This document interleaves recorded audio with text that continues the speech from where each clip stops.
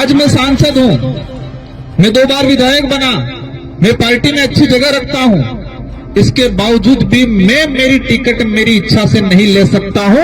मेरे निर्वाचन क्षेत्र की जनता तय करेगी किसको टिकट देना है या नहीं देना है। इस पार्टी में हमारा सिलेक्शन पावर उस क्षेत्र की जनता के पास है, वो तय करेगी किसको चुनाव लड़ाना है, किसको चुनाव नहीं लड़ाना है। हमारा कोई सुप्रीमो नहीं है, मैं इस पार्टी का एक मामूली सी कार्यकर्ता हूं।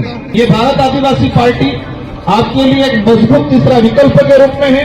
साथ ही हमारे प्रदेश अध्यक्ष और डूंगरपुर बांसवाड़ा से पहुंचे हुए हमारे समस्त जिला अध्यक्ष, ब्लॉक अध्यक्ष, हमारे 5 विधायकगण, सारे पत्रकार बंधुओं को भी मैं धन्यवाद देना चाहूंगा।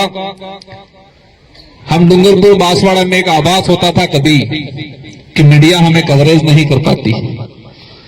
इसमें थोड़ी कमी हमारी भी थी, थोड़ी मीडिया की भी थी कि मीडिया हम तक नहीं पहुंच पाती थी, हम मीडिया तक नहीं पहुंच पाते थे।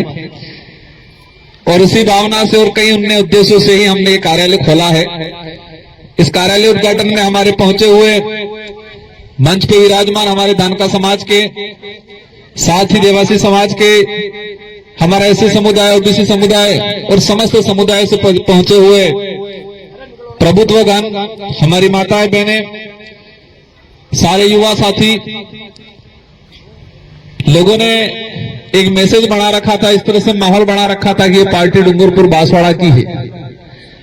लेकिन ये कार्यालय खुला तो सबको एहसास होगा ये बांसवाड़ा की नहीं, राजस्थान की है और वर्तमान में सबसे बड़ी तीसरी पार्टी के रूप में अपना स्थान रखती है। मैं मेरी बात शुरू करने से पहले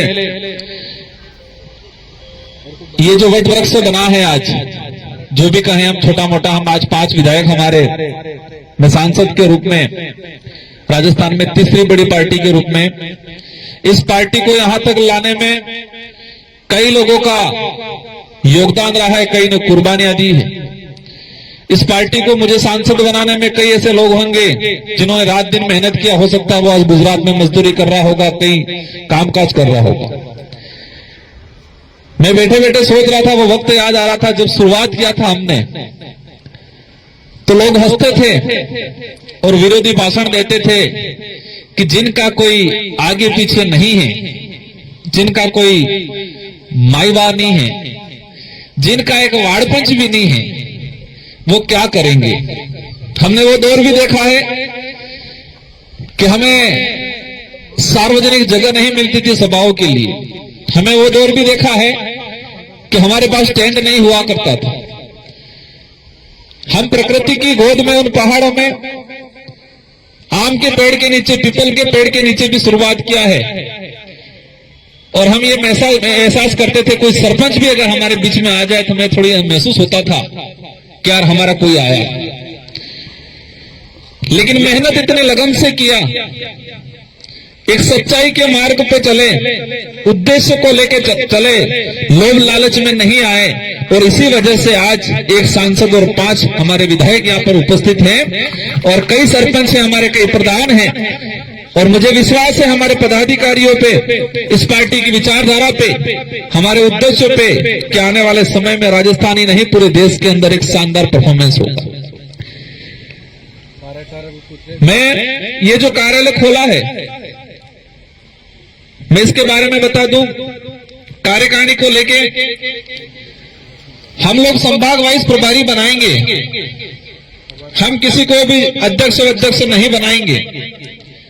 संभाग वाइज प्रभारी बनेंगे। प्रभारी में जो बेस्ट काम करेगा, जो गरीब के लिए, दबे कुचले के लिए, सच्चाई के लिए आवाज उठाएगा, उनको हम जिम्मेदारी देंगे। और हमारे कई आसपास साथी सोच रहे होंगे कि पार्टी कैसे होगा। चिंता मत करो, जो आप सोच रहे थे वही डूंगरपुर बांसवाड़ा में 2018 से पहले दूसरे लोग सोच रहे थे।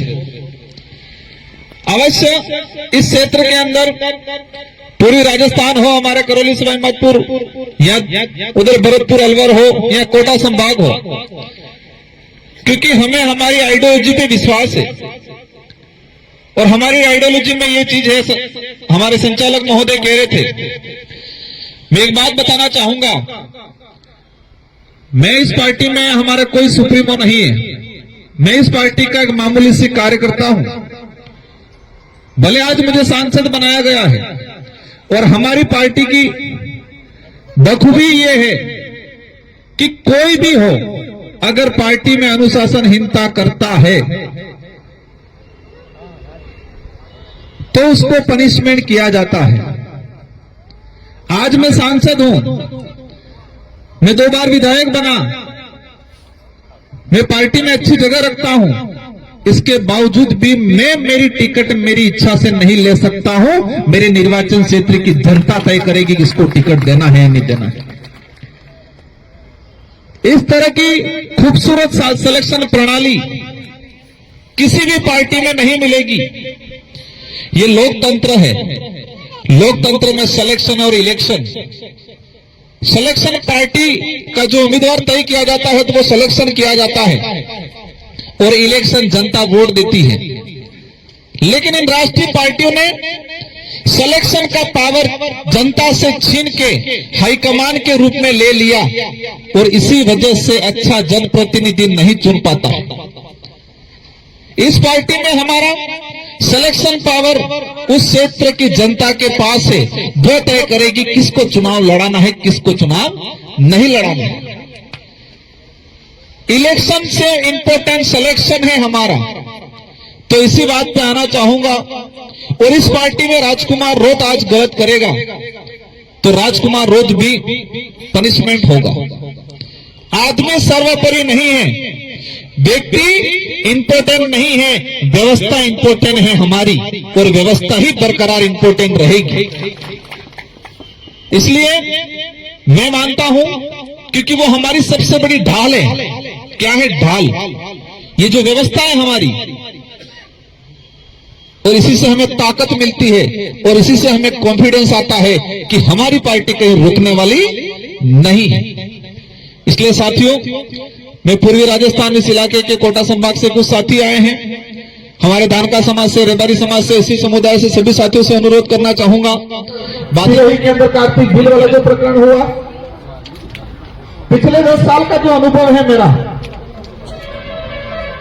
सरकार कोई भी हो, लेकिन अन्याय जिस पे हो रहा है उस पे होता ही जा रहा है।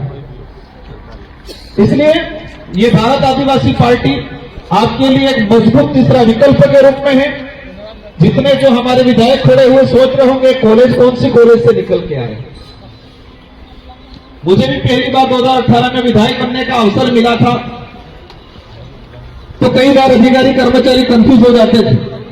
आपने देखे होंगे सारे युवा हैं, सारे लीडर हैं, तेज तर्राट है। हमारे 5 विधायक, एक विधायक जी की थोड़ी तबियत खराब है इसलिए वो नहीं बोल पाए,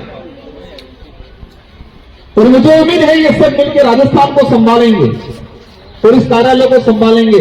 और यहां पर मैं धन्यवाद देना चाहूंगा एडवोकेट विनोदा जी मीणा, हमारी नारी शक्ति, और इस कार्यालय का कहीं न कहीं वो और हमारे वहां से 2 व्यक्ति रहेंगे, उसका संचालन करेंगे।